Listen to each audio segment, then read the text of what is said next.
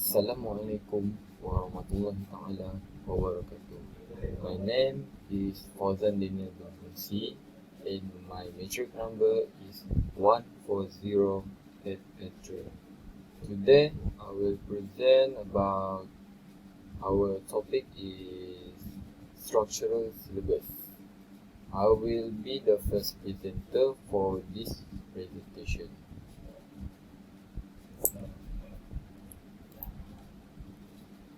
First, I will give you a definition. What is structural? Structural is relating to the way in which parts of a system or object are arranged.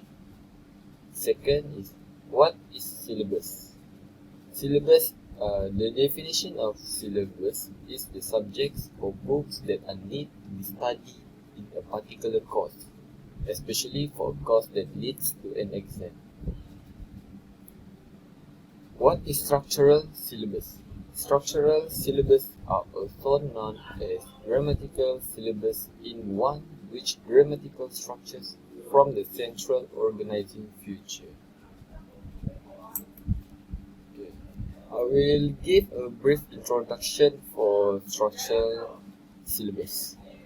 The structure or grammatical or as known as grammatical syllabus is one of the most common types of syllabus, and still today we can see the contents pages of many course books set out according to grammatical items.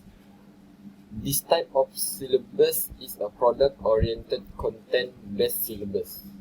Do you know what is product-oriented content? A product-oriented syllabus focuses on things learned at the end of the learning process rather than the process itself. Product-oriented syllabus can be compared with process-oriented syllabus because process-oriented syllabus focus on the process of learning. Okay. I will continue. The focus on this learning is on the knowledge and skills which learners should gain as a result, not on how they can attain them. Like I said, this product-oriented focus on the outcome of the learning. This is to produce such syllabus.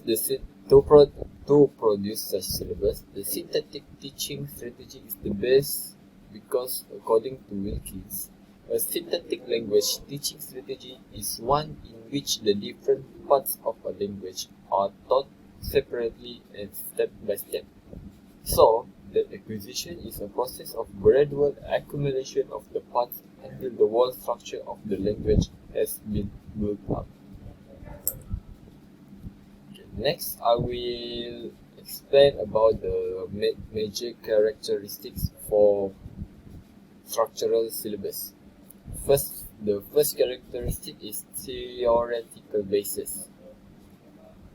Theoretical basis is a language is a system which consists of a set of grammatical rules, which means learning a language means learning these rules and applying them to practical language use. The syllabus input is selected and graded according to the simplicity and complexity. They are introduced one at a time and need to be mastered before going on to the next stage. To learn grammar, we need to learn step by step because we don't need to rush to learn all, because when you learn by step by step, you will the knowledge you gain will stay at your head.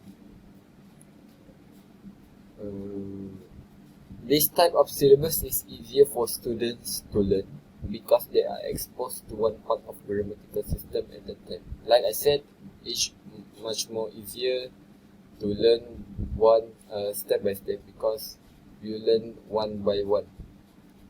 from present tense, continuous tense, past tense, simple. Let's we learn step by step. Okay.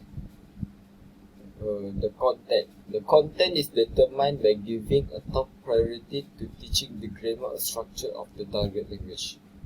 There are two components, which is a list of linguistic structure, which is grammar to be taught, and a list of words, which is the lexicon to be taught. First is a linguistic structure. This is a grammar. Second one is a words.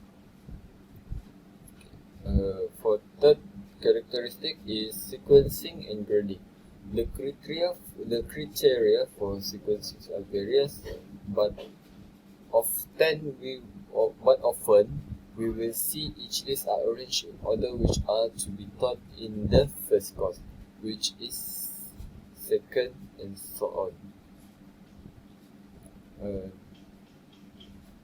This means that the learning are based on the first topic until second, third, fourth, fifth, and the last topic.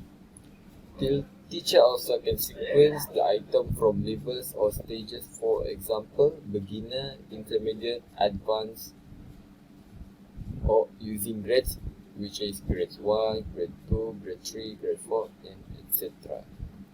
This is the best way to sequence and grading, because you can use the beginner, intermediate, and also advanced.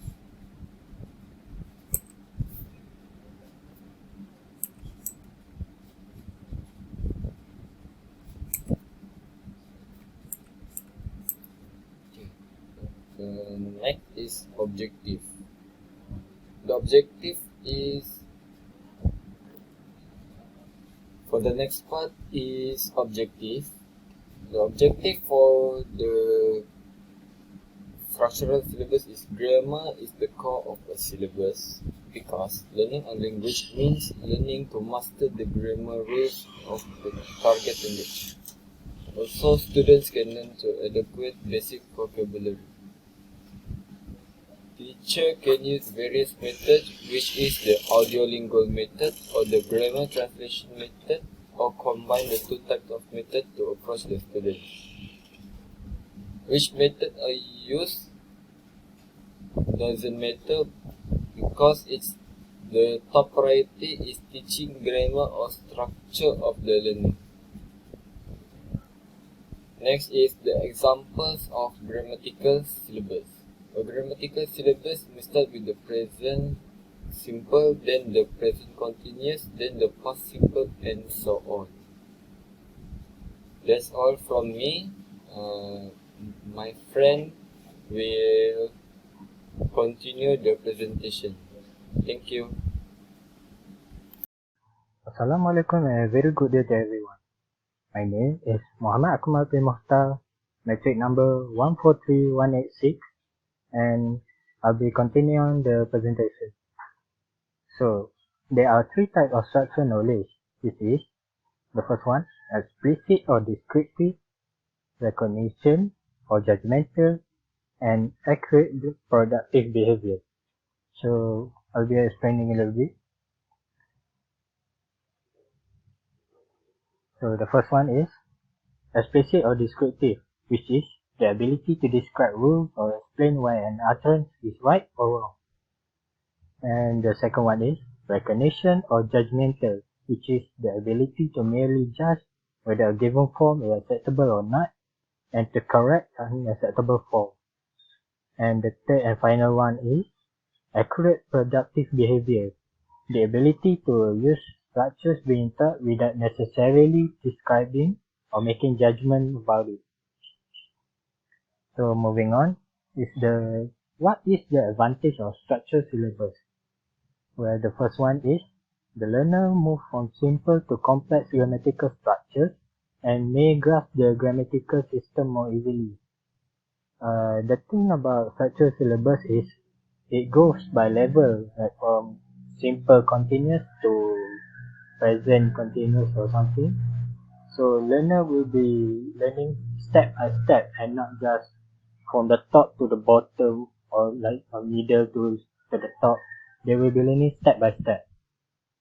And the second one is teaching and testing are relatively simple because teachers deal with discrete point knowledge and skill. And what it means is because the teacher will be using the syllabus, a set syllabus, the grammar which is a very set idea, a set of ideas that cannot be changed, they don't necessarily need a high level of language proficiency.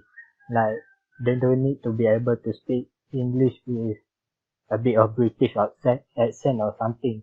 They just need to know the knowledge that they will be passing on to the student. The next one is it is very much helpful to develop writing skills. As we know, grammar is very important in writing, so it is very helpful. And the next one is it enriches student basic vocabulary. Like we know they will learning about grammatical and writing, so it will help them increase their vocab. And the last one is sequencing and selection of teaching items is not as difficult as it is with other syllabus.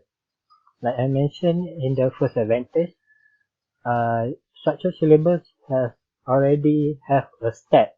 Like they went from a simple to a higher level of topic. That's why the teacher doesn't have to bother too much about which item to teach, since they already have which item to teach first and move on to the last. Okay, moving on. What is the disadvantages of structured syllabus? The first one is overemphasize language structure and neglect communicative competence. Like I said, the structured syllabus is emphasized more on the grammar side of things. The student will learn how to write sentence, how to like say build a proper sentence, but it never really focus on how they pronounce, how what sentence to use in the correct situation. And the second disadvantages is it hampers the student creative side because it confines him or her within the wall or specific rules. When learning about grammar, we need to follow the rules or we'll get it wrong. That's why students will be limited on the things that we can do. And the final one is the role of student is passive. Since it is the teacher who is deciding what to teach in which stage. And this is basically a teacher-dominated syllabus. As I mentioned previously, the structured syllabus, its main focus is about the grammar. So unless the student has prior knowledge, so it means that the teacher will teach all of it, and student will be just accept the knowledge. And finally, the conclusions. Despite its drawbacks, structured syllabus is the most accepted model for designing course plan as it is basically already a complete set of idea about how to teach grammar. As a result, we can neither reject or discriminate this type of syllabus entirely as it has its own purpose. And because of that, there is no existence of a perfect syllabus type, and structured syllabus is no exception. So basically what we must do is to combine type syllabus and take the good part of structured syllabus and combine it with other type of syllabus. The structured syllabus is eligible enough to provide some important guidelines for the combined syllabus. That is all for me. Thank you for watching, and I hope it answers all the question about structured syllabus.